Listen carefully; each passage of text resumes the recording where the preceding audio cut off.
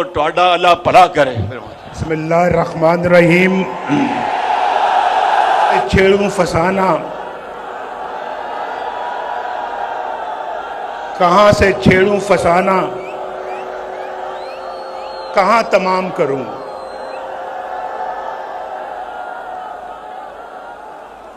वो मेरी तरफ देखें तो मैं सलाम करूं। आज कई सालों के बाद आपसे मुलाकात हो रही है। बहुत सालों के बाद आज मुलाकात हो रही है।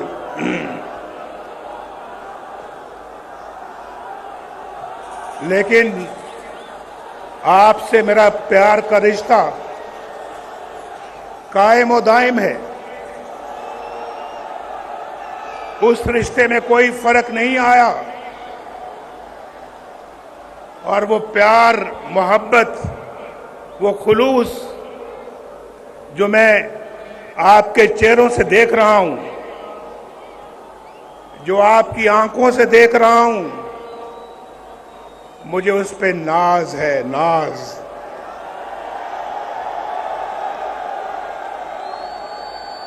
ये मेरा और आपका रिश्ता कई दहाइयों से चल रहा है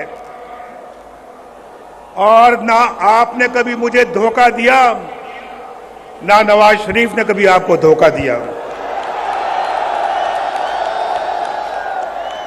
जब भी मौका मिला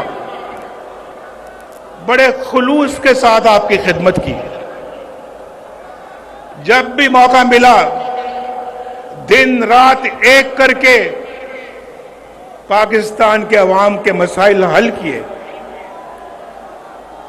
और जब भी मौका मिला किसी कुर्बानी से दरेक नहीं किया। जेलों में मुझे डाला गया, मुल्क बदर मुझे किया, जाली केसेस मेरे खिलाफ बनाए गए,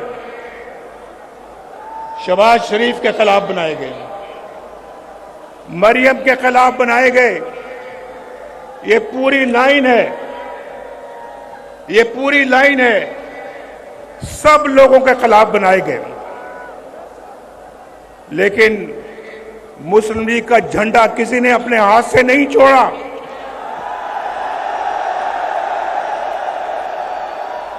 कहें,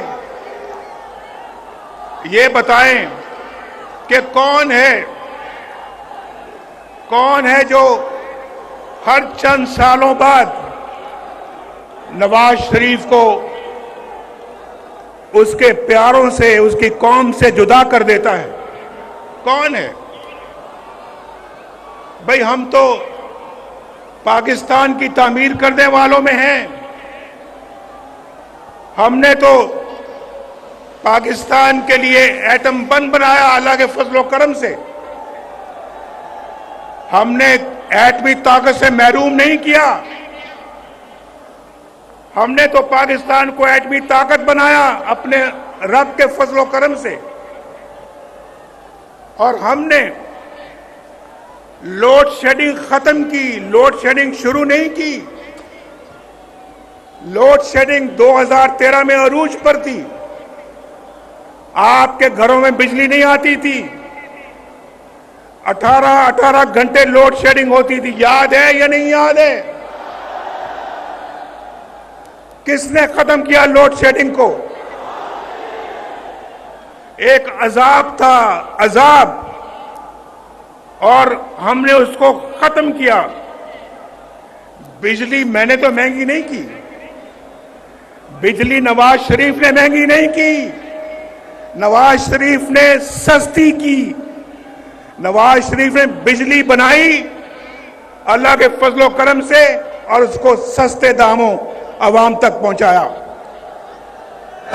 ये है वो, मैं बिल साथ लेके आया हूं, बिल में साथ लेके आया हूं और मैं आपको बताना चाहता हूं। एक मिनट सुन ले। मुझे पता है आप सुनना चाहते हैं कि आई लव यू टू।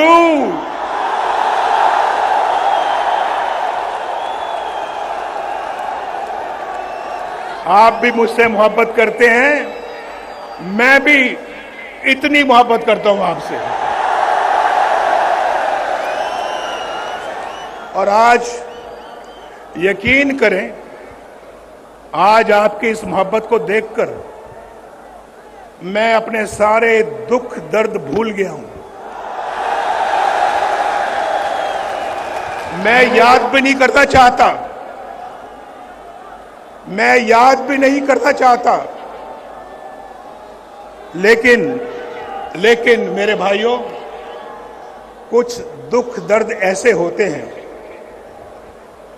जो इंसान उनको भुला तो नहीं सकता, लेकिन एक तरफ रख सकता है।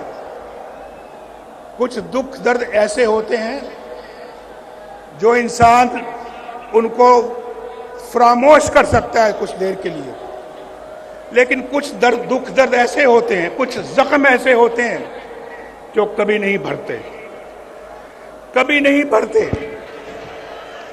आप जानते हैं, ये जो कारोबार है, जिंदगी के अंदर इंसान की कमाई है, माल है, ये चला जाता है फिर आ जाता है अल्लाह के फजलो करम से। लेकिन जो लोग, जो अपने प्यारे इस आप से जुदा हो जाते हैं, वो आपको कभी दोबारा नहीं मिलते, वापस नहीं आते। आज मैं सोच रहा था कि मैं जब भी कभी बाहर से आता था, मेरी वालिदा, मेरी बीवी कुलसूम घर पहुंचता था तो दरवाजे पे खड़ी होती थी मेरा इस्तकबाल करने के लिए। आज मैं जाऊंगा तो वो दोनों नहीं है, वो मेरी सियासत की नजर हो गए। सियासत में मैंने खो दिया उनको, वो मुझे दोबारा नहीं मिलेंगे। ये बहुत बड़ा जख्म है जो कभी भरेगा नहीं। मेरे वालिद फौत हुए, मैं कब्र में ना उतार सका। मेरी वालिदा फौत हुई, मैं कब्र में ना उतार सका। मेरी बीवी कुलसूम फौत होती है तो मुझे कहां इत्तला मिलती है? कैद खाने में, जेल में इत्तला मिलती है।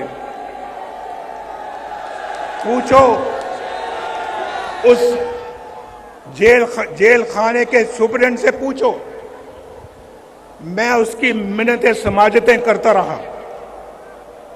देखो, मुझे अभी खबर मिली है, मैं अदालत से आ रहा हूं और वहां तो मुझे किसी ने बात नहीं करने दी, लेकिन ये बताया गया है कि वो दोबारा आईसीयू में चली गई हैं। भाई, आपकी बड़ी मेहरबानी होगी। ये मैं जेल के अंदर की बात कर रहा हूं, अडयाला जेल। वो सुपरिटेंडेंट भी है, शायद वो आज जलसा देख रहा होगा, मेरी गुफ्तगू सुन रहा होगा। मैंने उसको कहा, मैंने कहा मेरी बात करा दो, लंदन में मेरी बात करा दो, मेरे बेटे से बात करा दो, मेरे छोटे बेटे से बात करा दो। मैं पूछना चाहता हूं तो किस हाल में है। मेरी बात उसने नहीं कराई।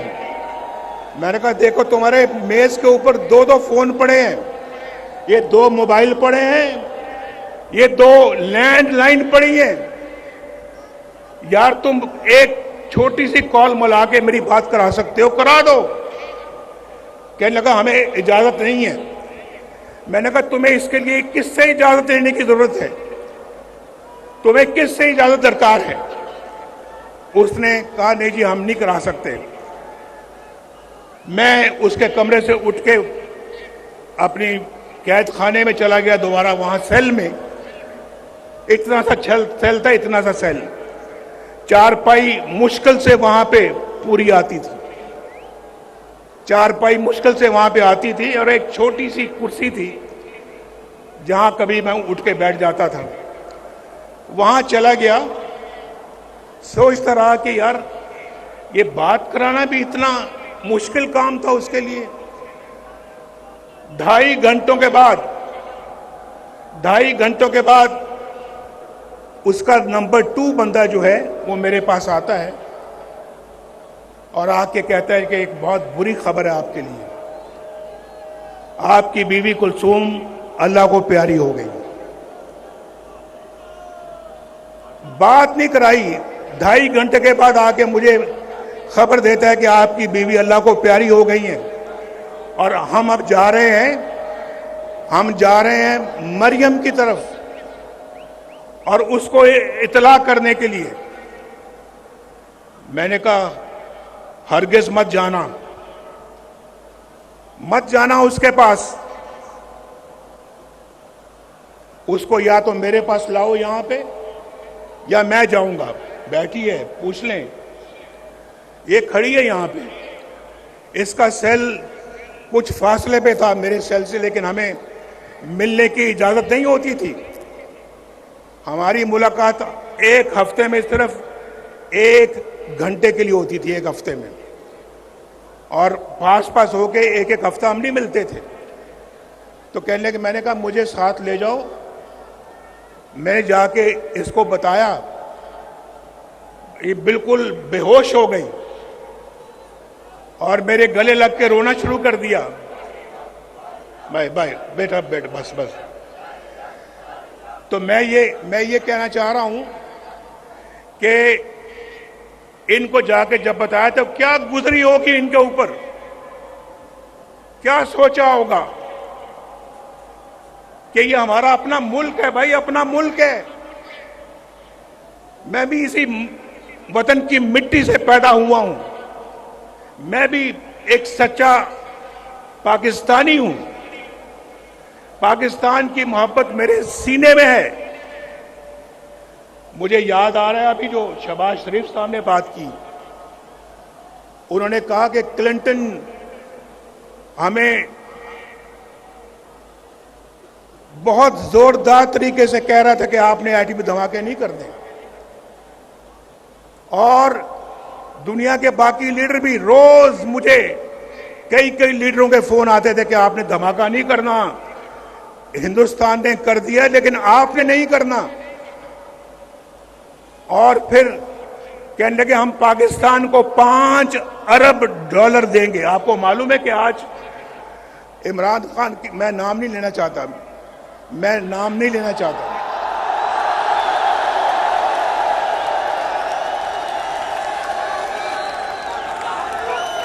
मैं नाम नहीं लेना चाहता, मैं वो फर्क मैं मलूज़े खातिर रखना चाहता हूं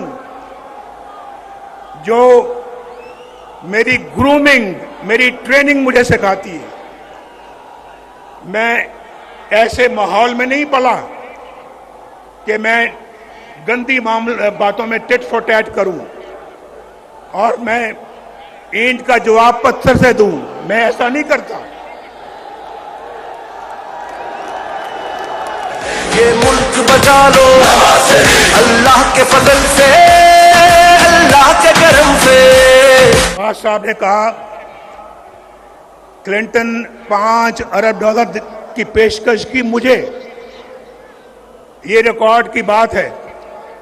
शायद हमारे वजारत खारजा में, फॉरेन ऑफिस में इसका रिकॉर्ड मौजूद होगा, निकलवा के देख लें उसने मुझे $5 अरब की पेशकश की थी या नहीं की थी। ये 1999 की बात है, आज 23-24 साल हो चुके हैं इसको। 5 अरब, आज तो $1 अरब पिछली हुकूमत के लोग मांग रहे थे ना, $1 अरब की भीख मांगते थे उस वक्त। $5 अरब और मुझे कह रहा था कि पाकिस्तान के लिए देना चाहते हैं। शायद कोई, अगर मैं खुद लेने वाला होता तो 1-2 अरब मुझे भी मिल जाते। वो मुझे भी 1-2 अरब कहता कि आप भी ले लें, धमाके ना करें। लेकिन भाइयों, जिस मिट्टी की मैं अभी बात कर रहा हूं, पाकिस्तान की मिट्टी से मैं पैदा हुआ हूं।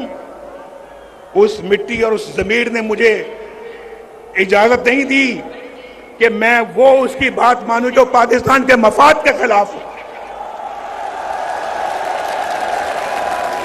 दुनिया का ताकतवर तरीन सदर मुझे कह रहा है कि धमाके ना करना। हमने धमाके किए और इंडिया का जवाब ठीक ठाक तरीके से दिया हमने एटमी धमाकों का। आप मुझे बताएं, मेरी जगह कोई और होता, आप जानते हैं कि कौन होता।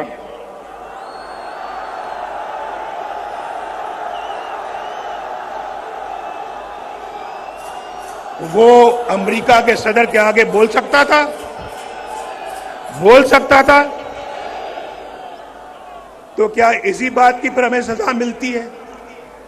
इसी बात के लिए हमारी हुकूमतें तोड़ दी जाती हैं, हमारे खिलाफ फैसले सुनाए जाते हैं। मेरे जमाने में रोटी 4 रुपए की थी, आज कितने रुपए की है बताओ? आज तो पूरे पाकिस्तान से आप सब लोग आए हुए हो। कोई क्वेटा से आया है, कोई चागी से आया है, कोई सिंध से आया है, कोई सूबा केपी से आया है, खैबर से, कोई पंजाब के दूर दराज इलाके से आया है और कोई गिलगित बल्तिस्तान से आया है। ये देखा, बोल रहे हैं बीच में। और कोई आजाद कश्मीर से आया है। ये आजाद कश्मीर के झंडे भी मैं देख रहा हूं। आप सबको मेरा खसूसी सलाम है, सलाम। वहां रोटी का क्या रेट है बताओ? रोटी कितने की मिलती है? 20 रुपए की। मेरे जमाने में कितने की थी? 4 रुपए की। इसलिए मुझे निकाला, इसलिए मेरी छुट्टी कराई, इसलिए कि जनाब नवाज शरीफ जो है वो उसने अपने बेटे से तनख्वाह नहीं ली, लिहाजा फारिग वजारत उज़्मा से खारिज कर दिया। ये कहां का फैसला है यार? क्या फैसला है ये? आप पाकिस्तानी कौम हो, बताओ आप इस फैसले से इत्तेफाक करते हो? और फिर मुल्क का ये हाल हो गया। मुल्क आज बर्बादियों की हद तक चला गया, बर्बादियों की हद को छूकर अब वापस आएगा इंशाअल्लाह, वापस आएगा, लाएंगे वापस इंशाअल्लाह इसको हम। भाइयों जरा एक और बात बताओ, अभी तो रोटी आपने बताई कि 4 रुपए की थी और आज 20 रुपए की है। मुझे जरा ये भी बताओ कि पेट्रोल कितने का मिलता था मेरे दौर में? पेट्रोल बताओ। मेरे दौर में 60 रुपए लीटर मिलता था या नहीं मिलता था? आज कितने का है बताओ? बताओ फिर। इसलिए निकाला नवाज शरीफ को। मुझे बताओ कि आज जो है वो पाकिस्तान में डॉलर कितने का मिलता है? डॉलर मेरे जमाने में 104 रुपए था, 104 रुपए। आज 250 के लगभग है। इतना ही है या कुछ ज्यादा है? 250 से भी ऊपर है। इसलिए तो महंगाई का तूफान है पाकिस्तान के अंदर। तो आप मुझे बताओ, इसलिए नवाज शरीफ को निकाला था कि वो उसने डॉलर को हिलने नहीं दिया। रुपया डॉलर के आगे बिल्कुल खड़ा था मजबूती के साथ। हमने हिलने नहीं दिया डॉलर को। लेकिन पता नहीं हम पता नहीं इतने नाशुक्रे क्यों हैं। एक अच्छा मुल्क तरक्की की तरफ चल रहा था। आप यकीन मानो 1990 में जब अल्लाह के फजल करम से नवाज शरीफ पहली दफा वजीर आजम बना, 1990 दिसंबर में, 1991 समझ लें, तो जो काम हमने उस वक्त शुरू किए, अगर वो मोमेंटम और वो सिलसिला जारी रहता, यकीन माने आप में से आज कोई भी बेरोजगार ना होता मुल्क में, एक भी बेरोजगार ना होता पाकिस्तान के अंदर। पाकिस्तान अंदर गुर्बत नाम की कोई चीज ना होती। गरीब को अपने इलाज मुआवजे के लिए अपनी जायदाद ना बेचनी पड़ती। गरीब के पास इतना पैसा होता कि वो अपना इलाज भी करवा सकता, अपने बाल बच्चों का पेट भी पाल सकता था और उनको पढ़ा लिखा भी सकता था। आज तो देखना सोचना पड़ता है। आज तो सोचना पड़ता है, हालात इतने मुश्किल हो गए हैं कि बिजली का बिल दिया जाए या फिर बच्चों का पेट पाला जाए। मैं ठीक कह रहा हूं या नहीं ठीक कह रहा? बोलो, हाथ उठा के मेरी बात का जवाब दो। हाथ उठा के मेरी बात का जवाब दो। मैं ठीक कह रहा हूं या गलत कह रहा हूं? बिजली का बिल देना मुश्किल हो गया या नहीं हो गया? उधार लेके बिजली का बिल देना पड़ता है। लोग खुदकुशियां कर रहे हैं। लेकिन एक बात मैं आपको बता दूं, ये सिलसिला जो है ये शहबाज शरीफ के जमाने का नहीं है। ये उससे बहुत पहले, अभी बहुत पहले का शुरू हो चुका था। डॉलर कंट्रोल में नहीं आ रहा था, बिजली के बिल महंगे हो रहे थे, रोटी महंगी होती जा रही थी, घी महंगा होता जा रहा था, पेट्रोल महंगा हो रहा था और फिर पाकिस्तान के अंदर डॉलर महंगा होता चला जा रहा था। चीनी महंगी होती चली जा। हमारे जमाने में चीनी 50 रुपए किलो थी, आज कितने की है?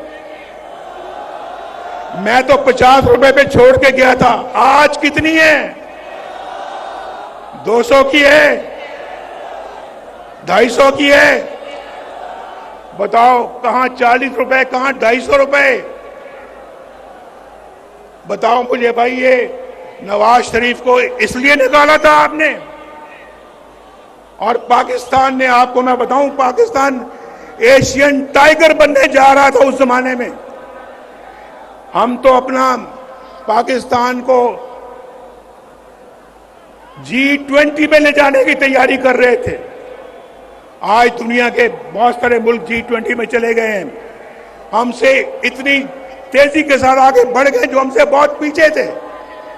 हमसे बहुत पीछे थे, लेकिन आज हमसे बहुत आगे चले गए हैं। हम बहुत पीछे रह गए हैं। हमने ना सिर्फ उनको पकड़ना है बल्कि उनसे भी आगे जाना है। आपको भी पहले बताया है, आज मैं आपको बताऊं, मैं कई सालों के बाद तकरीर कर रहा हूं। 4 सालों के बाद तकरीर कर रहा हूं, यानी 6 सालों के बाद। 2 साल तो मैं पाकिस्तान में मुकदमे भुगत रहा और मरियम भी मेरे साथ थी।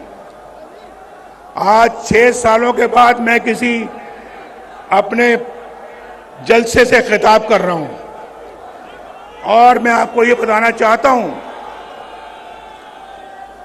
अभी मैं बात कर रहा था ये बिजली के बिलों की। देखो मेरी बात सुनो, मैं ये बिल तलाश करके लाया हूं आपके लिए, बिल तलाश करके। ये नसरुल्लाह खान का बिल है। नसरुल्लाह खान, उसका बिल है जब नवाज शरीफ वजीर आजम था, मई 2016 में, मई 2016, उस वक्त मैं वजीर आजम को बाहर धरने हो रहे थे हमारे, मुझे मालूम है, लेकिन हम अपना काम करते चले जा रहे थे। आपको तो पता है कि धरने कौन करवा रहा था? पता है या नहीं पता है? हमने धरनों के बावजूद आपके घरों में बिजली पहुंचा दी थी। पहुंचाई थी या नहीं पहुंचाई थी? हमने धरनों के बावजूद मोटरवे बनाते चले गए। ये गिलगित वालों आप मत भूलो कि गिलगित से स्कर्दू मोटरवे भी नवाज शरीफ ने बनाई है। 60 अरब रुपया लगाकर गिलगित से स्कर्दू मोटरवे नवाज शरीफ ने बनाई। और चित्राल वाले हैं यहां, चित्राल वालों मेरी बात सुनो, लवारी टनल किसने बनाई थी? किसने बनाई लवारी टनल? वो भी अल्लाह के फजल करम से हमने बनाई। ना हमारा काम देखो। उसके बाद गवादर से कोयटा किसने मोटरवे बनाई? अल्हम्दुलिल्लाह। हमने पेशावर से इस्लामाबाद मोटरवे किसने बनाई? इस्लामाबाद से लाहौर मोटरवे किसने बनाई? लाहौर से मुल्तान किसने बनाई? मुल्तान से रहीम यार खान और शक्कर किसने मोटरवे बनाई? ऊंची आवाज में जवाब दो, ऊंची आवाज में। फिर हैदराबाद से कराची मोटरवे किसने बनाई? भाई मैं उसकी तरफ आ रहा हूं। देखो, नसरुल्लाह खान 2016 में मई के महीने में इसका बिजली का बिल था 1317 रुपए, 1317 रुपए। और फिर इसी बंदे का बिल जो है वो अगस्त 2022 में उसका बिल है 15,687 रुपए। तो बिजली महंगी शहबाज शरीफ ने की थी। बिजली महंगी शहबाज शरीफ ने की। बिजली महंगी उस जमाने से चल रही है जब से आपने नवाज शरीफ को निकाला है। एक और मैं मिसाल देने लगा हूं आपको। सईद अख्तर है। सईद अख्तर कोई गरीब आदमी है। इसका मार्च 2017 जब नवाज शरीफ वज़ीर आज़म था, 2017 में इसका बिल था 760 रुपए, 760। और उसका बिल जो है वो अगस्त 2022 को क्या बिल आता है उसका? 8,220। कहां 760 रुपए और कहां 8,220 रुपए। ये शहबाज शरीफ ने किया था। मैं उसकी शहबाज शरीफ की कोई तरफदारी या सफाई पेश नहीं कर रहा। मैं हकायक बयान कर रहा हूं आपको, हकायक। और उसके बाद भाई मुझे तो ये सारी बातें करें, मैंने अभी आप शुरू में कह दिया है। आपका जज्बा प्यार मोहब्बत देखकर मैंने कहा मैं अपने सब दुख बिल्कुल उनको मैं एक तरफ कर रहा हूं, लेकिन मिट्टी की मोहब्बत में हम आशुफ्ता सरों ने वो कर्ज उतारे हैं कि वाजिब भी नहीं थे।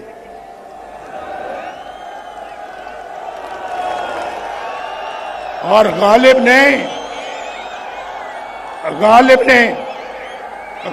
ने शायद हम जैसों के लिए कहा है, मुझ जैसों के लिए कहा है गालिब ने शायद, जिंदगी अपनी कुछ इस शक्ल से गुजरी गालिब, जिंदगी अपनी कुछ इस शक्ल से गुजरी गालिब, हम भी क्या याद करेंगे कि खुदा रखते थे। मुश्किल से अल्लाह निकालेगा, हम कोशिश करेंगे, लेकिन बार बार गालिब हमें ना छेड़। मैंने पहले कहा है, जरा खामोश भाई, मैं मानता हूं बहुत जोश और जज्बा, लेकिन जरा चलो और नहीं तो मेरा शेर खामोशी से सुन लें। शेर को खामोशी के साथ सुन लें आप। जख्म इतने लगे हैं कि वो भरते भरते वक्त लगेगा, लेकिन मेरे दिल के अंदर कोई इंतकाम की तमन्ना नहीं है, बदले की कोई तमन्ना नहीं है नवाज शरीफ के दिल में। नवाज शरीफ के दिल में अगर तमन्ना है, बस यही है, मेरी ये कौम के लोग खुशहाल हो जाए, इनके घरों में खुशियां आ जाएं, इनके घरों में खुशहालियां आ जाएं, इनके घरों के अंदर रोशनी के चिराग जलें, इनको रोजगार मिले, इनको एक बाइज्जत पाकिस्तानी बनने का मौका मिले, बेरोजगारी ना हो, गुर्बत ना हो, बीमारी ना हो, जहालत ना हो, ये नवाज शरीफ चाहता है, ये नवाज शरीफ चाहता है।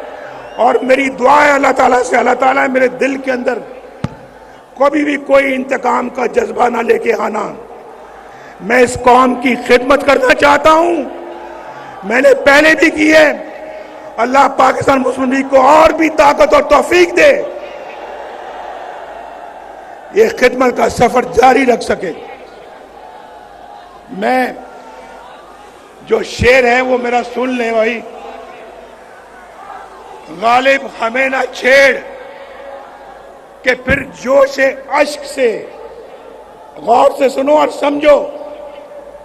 गालिब हमें ना छेड़ कि फिर जोश अश्क से बैठे हैं हम तहैया तूफान किए हुए।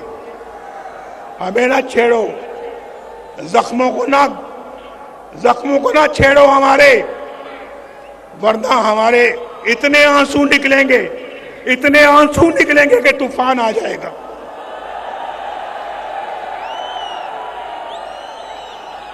क्यों नहीं आएंगे आंसू क्यों नहीं आएंगे?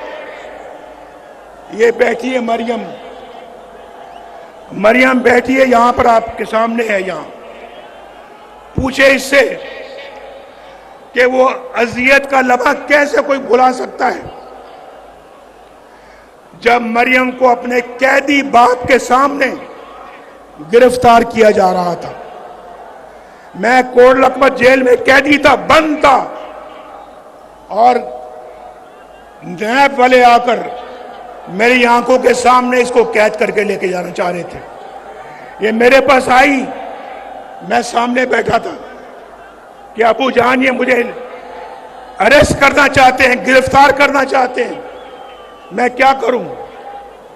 मैं क्या, एक कैदी क्या कर सकता है? अरेस्ट करना चाहते हैं तो कर लें।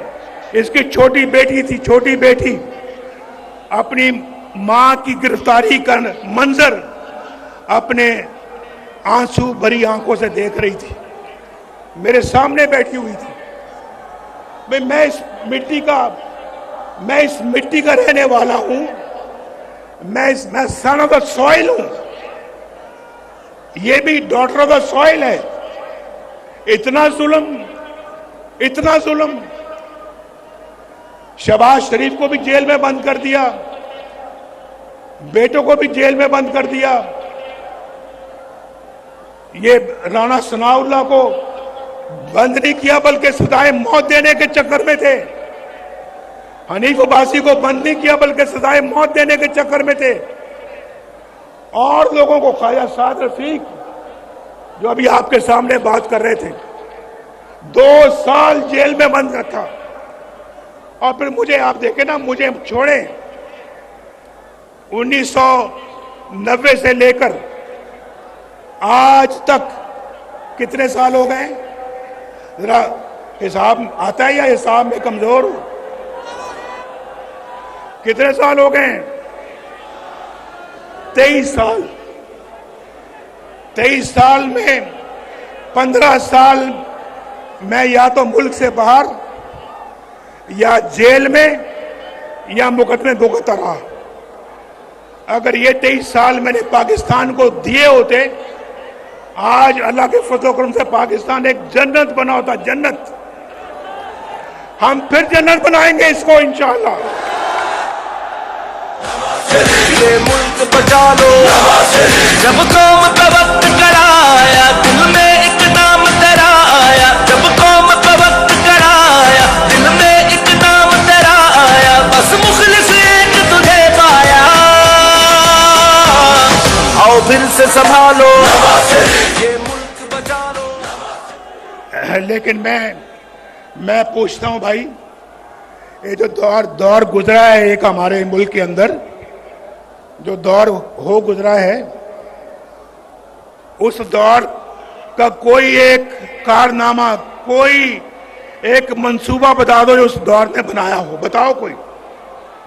लेकिन अगर हमसे पूछते हो तो पूछो कि तामीर और तरक्की का कौन सा मंसूबा है, कौन सा काम है जो हमने नहीं किया? कौन सा काम है? हमसे पूछते हैं हमारा बयानिया क्या है? हमारा बयानिया पूछना है तो फिर ऑरेंज लाइन से पूछो जो शहबाज शरीफ ने बनाई यहां पे। कराची की ग्रीन लाइन से पूछो। हमारा बयानिया पूछना है तो मेट्रो बस से पूछो। एक शहर में नहीं, कई शहरों में। पेशावर इस्लामाबाद मोटरवे से पूछो। हमारा बयानिया पूछना है तो फिर चाकी के एटमी धमाकों से पूछो। हमारा बयानिया पूछना है तो फिर रोटी की कीमत से पूछो, डॉलर के रेट से पूछो, गरीब के बिजली के बिलों से पूछो। हमारा बयानिया पूछना है तो फिर इखलाकियात से पूछो। और आपको पता है कि हमारे इखलाकियात में उनके इखलाकियात में कितना फर्क था। बुजुर्गों की इज्जत से पूछो। हम वो नहीं है जो किसी की पगड़ी उछालें। ये पगड़ी उछालना उनका काम था, हमारा नहीं है। और मैं ये समझता हूं मेरे भाइयों, दोस्तों, और मेरी बहनें भी यहां पे हैं या नहीं है? बहनें कहां हैं हमारी?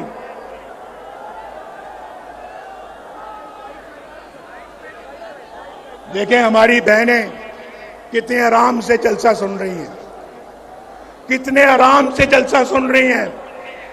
कोई ढोल की थाप पे नाच गाना यहां नहीं हो रहा।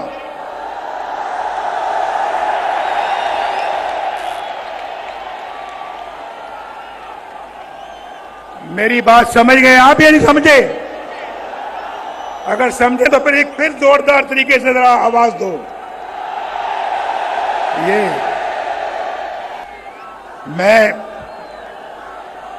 मैं समझता हूं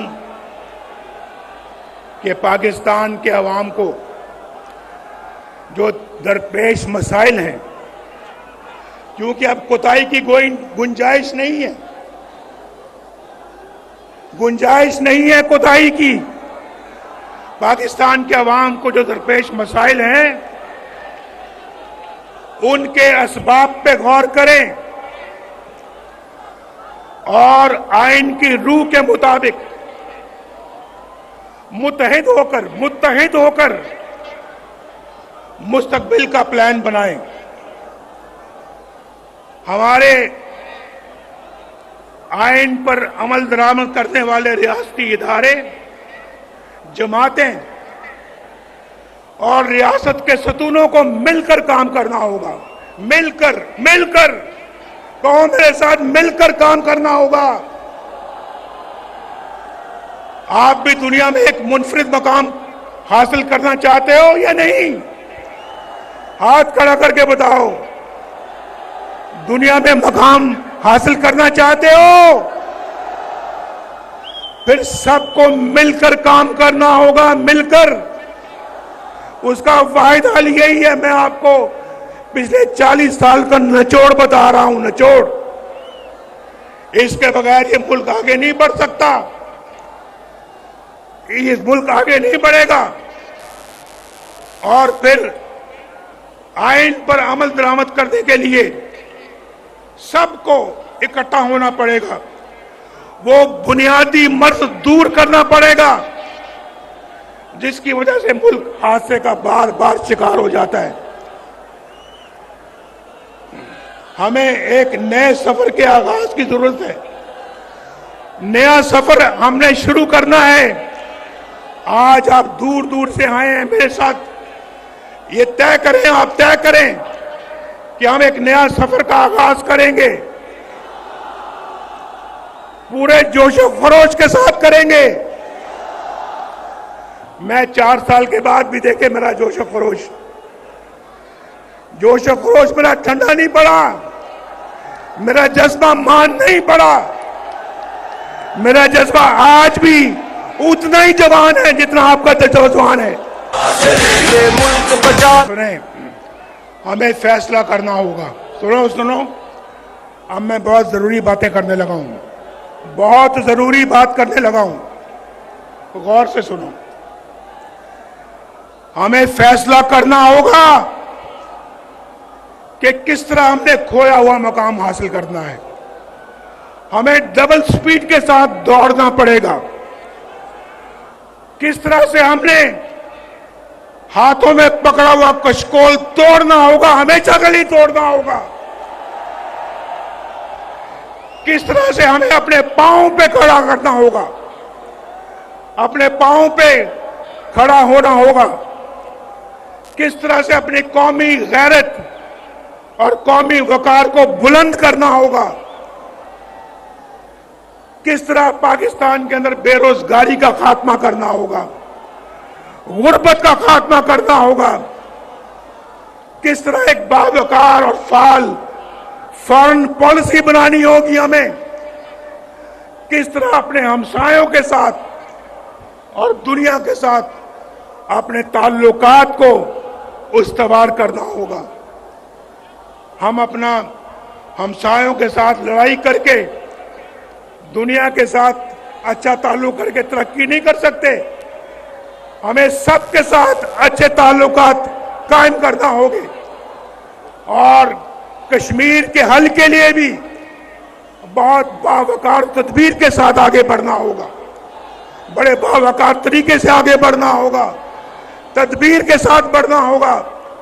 अगर ईस्ट पाकिस्तान मशरकी पाकिस्तान मगरबी पाकिस्तान से अलहदा ना होता तो आज मगरबी पाकिस्तान और मशरकी पाकिस्तान के दरमियान एक इकोनॉमिक कॉरिडोर बन गया होता जिसको इंडिया भी राह देता और पाकिस्तान मिलकर बांग्लादेश के साथ जो कि उस वक्त ईस्ट पाकिस्तान था, हम मिलकर तरक्की करते। हमने तो कहा ये कौन लोग हैं भाई मशरकी पाकिस्तान के रहने वाले, ये तो झूठ उगाते हैं झूठ और हमारे ऊपर बोझ है।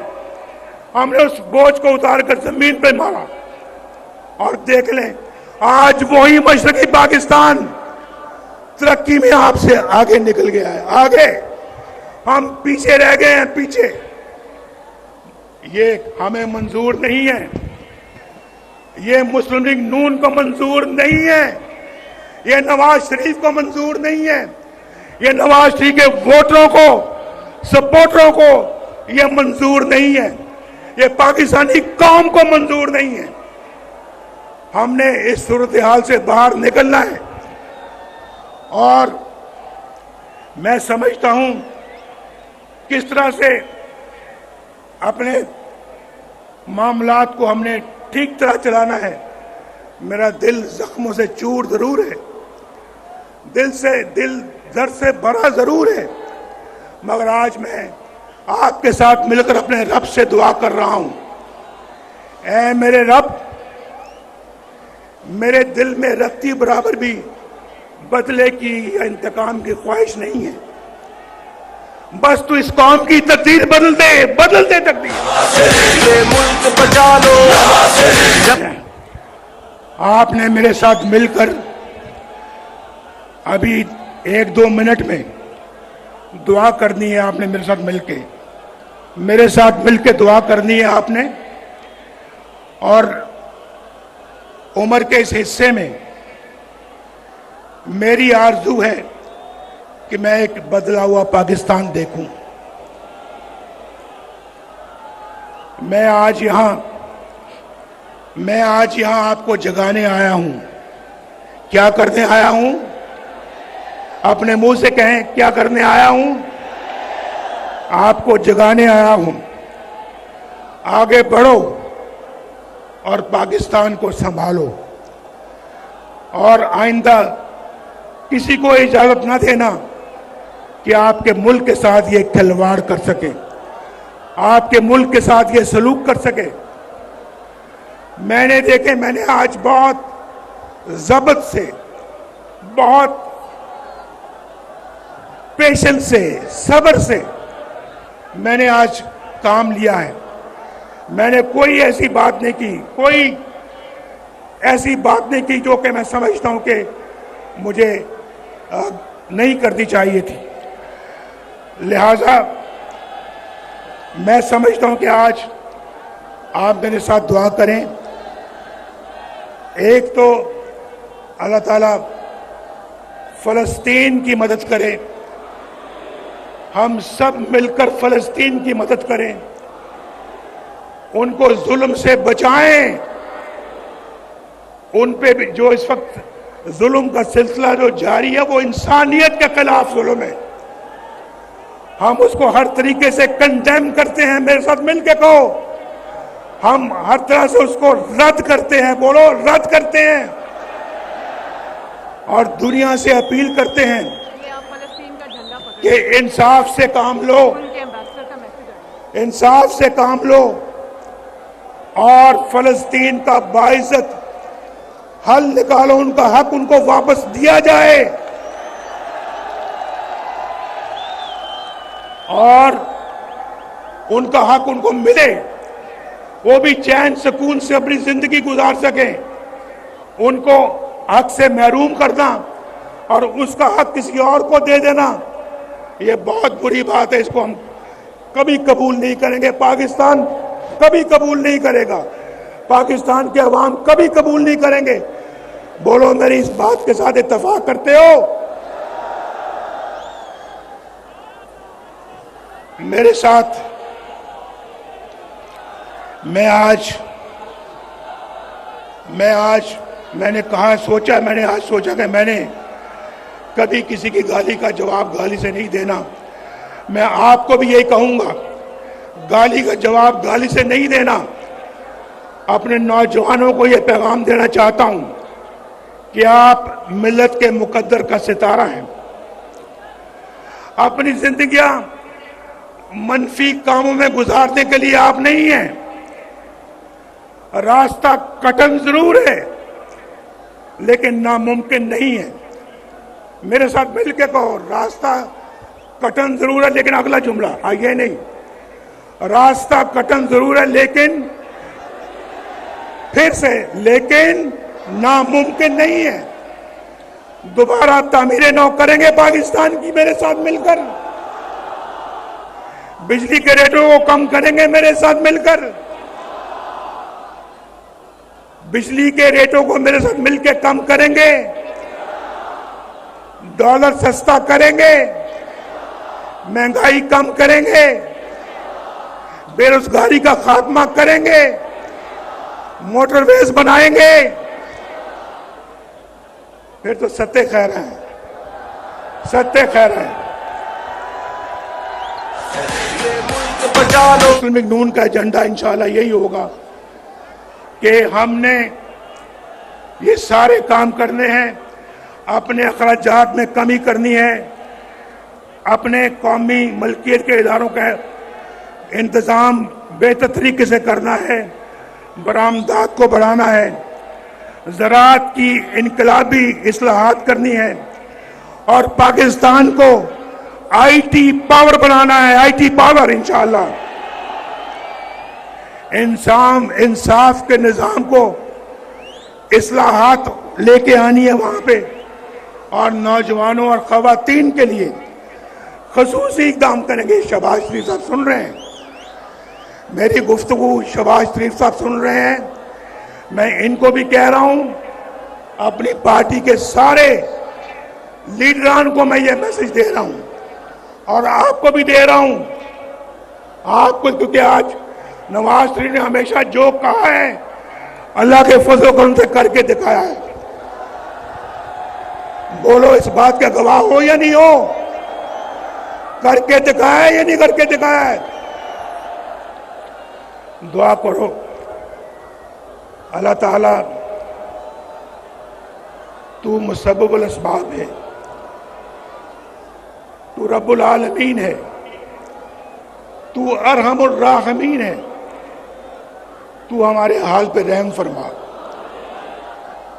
हमारे मुल्क को, कौम को मुसीबतों से नजात अता फरमा, हमारे घरों में खुशहाली के असबाब पैदा कर, हमारे बच्चों को रोजगार अता फरमा, बाइज्जत रोजगार अता फरमा, हमें महंगाई से निजात अता फरमा, हमारे बच्चों को पढ़ने लिखने की तौफीक अता फरमा और पढ़ लिख कर अच्छे और नेक शहरी बनने की तौफीक अता फरमा। इस मुल्क के अंदर इतना पोटेंशियल है कि बाहर के लोग भी यहाँ आके काम करें, तब भी बेरोजगारी यहाँ कभी पैदा नहीं होगी। रोजगार इतना हम जनरेट कर सकते हैं कि इंशाअल्लाह यहाँ पे किसी चीज की कोई कमी नहीं है। अल्लाह ताला तो हमारे गुनाहों को माफ फरमा, हमारे गुनाहों को माफ फरमा। हमसे जो लफ्ज़ें हो गई हैं, जो गलतियां हो गई हैं, अल्लाह ताला उनको माफ फरमा।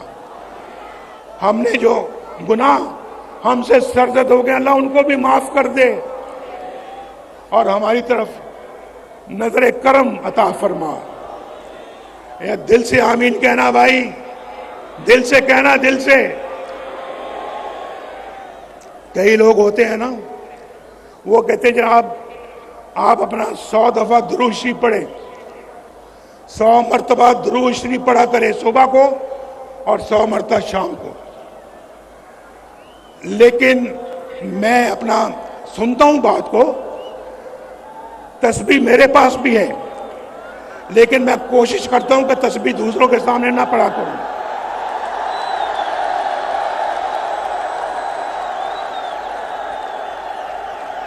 मेरे पास भी तस्बीह है, लेकिन तस्बीह मैं उस वक्त फेरता हूं जब मुझे कोई ना देख रहा हो।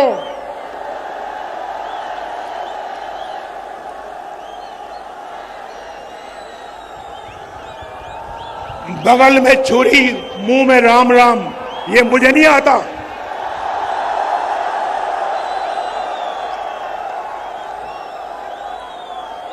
आप भी यही किया करो। तो मुझे कोई कहता है आप सुबह भी पढ़ें, शाम को भी पढ़ें 100 मरतबा दुरूद इब्राहिमी। मैं एक वक्त मुकर्रर कर लेता हूं कि मैंने 1 घंटा पढ़ना है या आधा घंटा पढ़ना है, या जिनके पास वक्त कम है वो 10 मिनट के लिए पढ़ें खुशियों खुशू के साथ। अल्लाह से लौ लगा ले, पहले अल्लाह से लौ लगाएं, लौ लगा के फिर उसके बाद पढ़े। दुआ मांगे, अल्लाह आपको वो अता करेगा जो आप उससे मांगेंगे। कहते हैं नदामत का एक आंसू, नदामत शर्मिंदगी, नदामत का एक आंसू जिंदगी के सारे गुनाह धो देता है, जिंदगी के सारे गुनाह धो देता है एक आंसू। आप सुबह तहज्जुद के वक्त, फजर के वक्त आप एक आंसू बहाएं अल्लाह को याद करके, देखें किस तरह से अल्लाह आपकी तकदीर बदलता है। ये मेरा कहा हुआ आजमाएं, जब पढ़े तो खुशियों खुशू के साथ, पूरी तवज्जो के साथ। और 100 दफा नहीं पढ़ सकते तो आप 20 दफा पढ़ें, 10 दफा पढ़ें, 3 दफा पढ़ें, लेकिन पढ़ें खुशियों खुशू के साथ। वो 100 दफा, उस 100 दफा पढ़ने से कहीं बेहतर है जहां आपकी तवज्जो कहीं और है। पर आप अल्लाह का नाम रहे हैं और दिल में आपका ये है कि दिल के अंदर आपके खोट नहीं होना चाहिए। आज मेरी आपके साथ गुफ्तगू बहुत सालों बाद हुई है।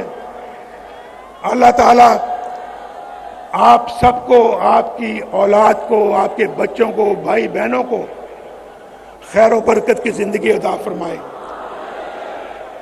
अल्लाह ताला आप सब पे रहम फरमाए। अल्लाह ताला आप सबको इज्जत की रोजी अता फरमाए। अल्लाह ताला आपको एक बहुत अच्छा फर्ज शनास पाकिस्तानी बनाए। देखें, मेरे दिल से ये दुआएं निकल रही हैं आपके लिए, और यही रिश्ता है मेरा आपके साथ, यही रिश्ता है। अल्लाह ताला आपका हामी और नासिर हो। पाकिस्तान शाबाश शाबाश।